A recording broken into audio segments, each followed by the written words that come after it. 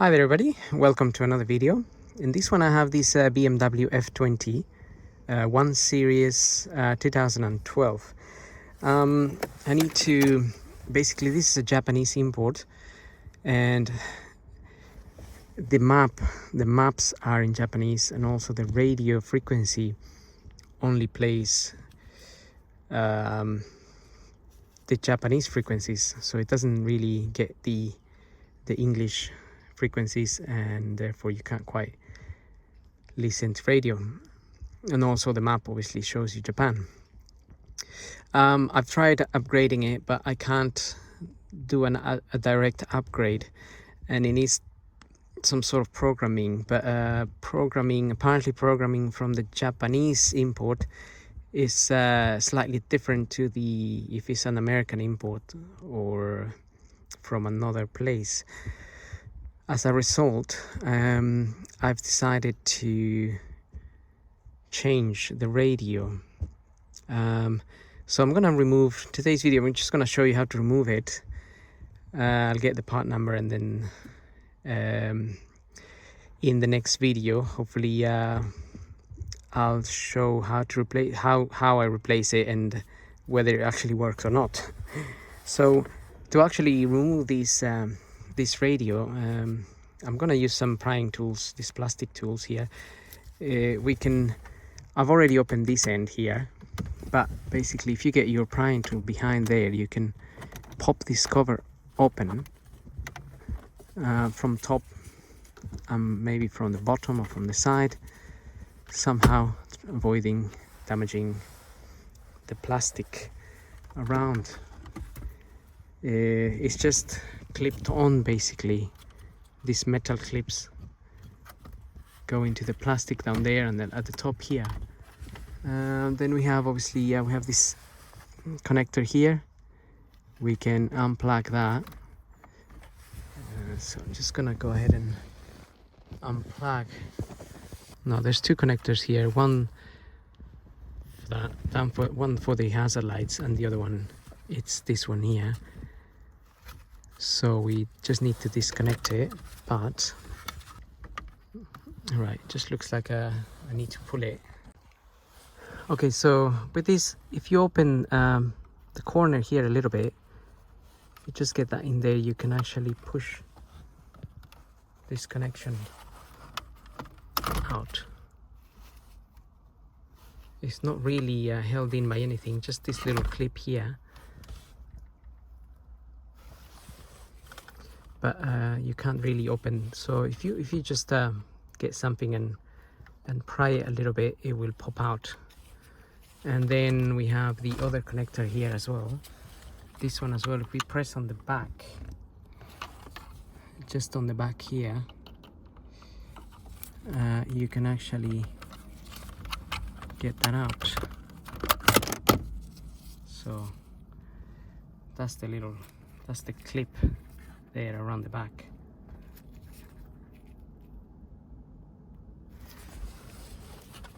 And then we can get that out of the way, and then we can remove this Torx screws, and I got a T20 for that. I'm not sure that's going to fit or not, but yes, so I got T20 there, and the two screws.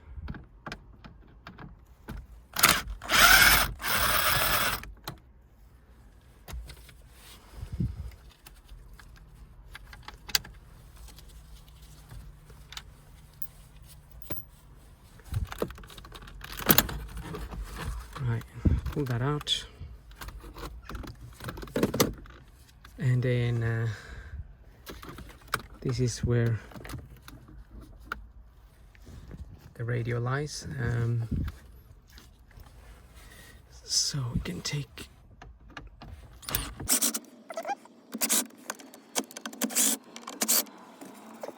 everything is much easier if you have two hands. So it gets a little bit more long-winded when I Can only use one.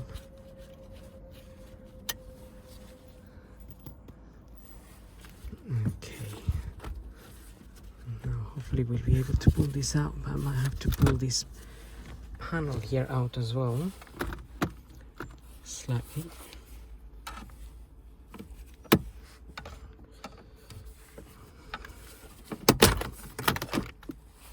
Okie dokie.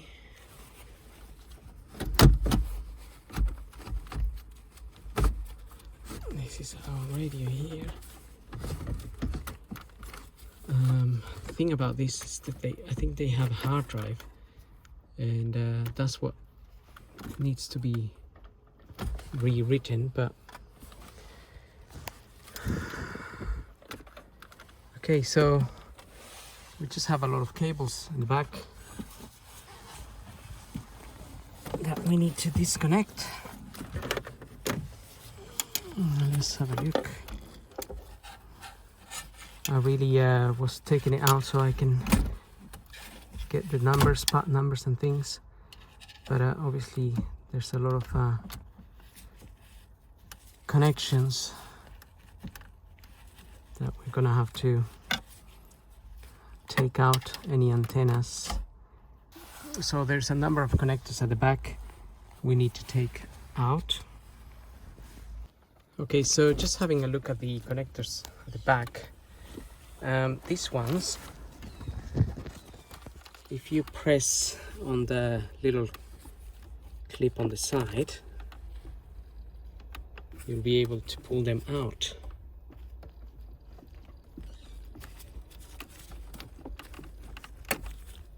If you just press on that clip there. Okay, so same for the one next to it. Press on that clip there, and then you can pull that out, technically.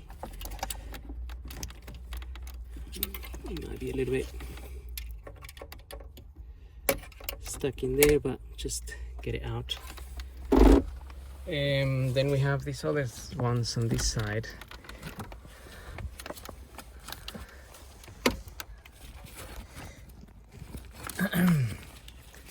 These ones, basically, if we can put that little white cover up like so, you'll be able to press on that, and this will open the little bit there, and then you'll be able to take that out. I think I've already loosened it myself, but yes, so that will then come off. So same with the this other one here. Get that little white bit up, and then you should be able to press on that little white bit and take that out. We'll just press them. Oh, I can't press them in really. Oh, maybe you can. Sometimes they come off, so that's why I was trying to get it in. Pull that one out as well. Same sort of idea. Press on that. Let's get this one out as well. This is one of those that just okay.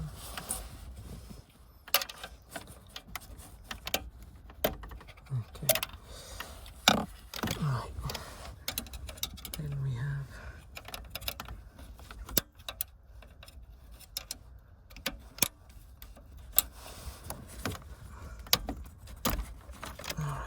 that will take that connection out, and then we have this other one.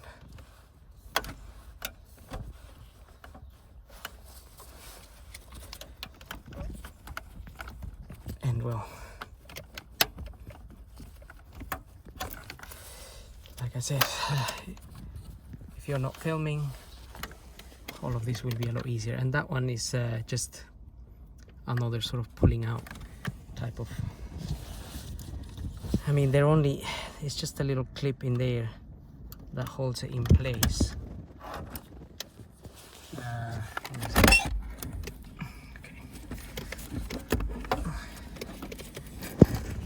basically a little clip in there that holds it in place. So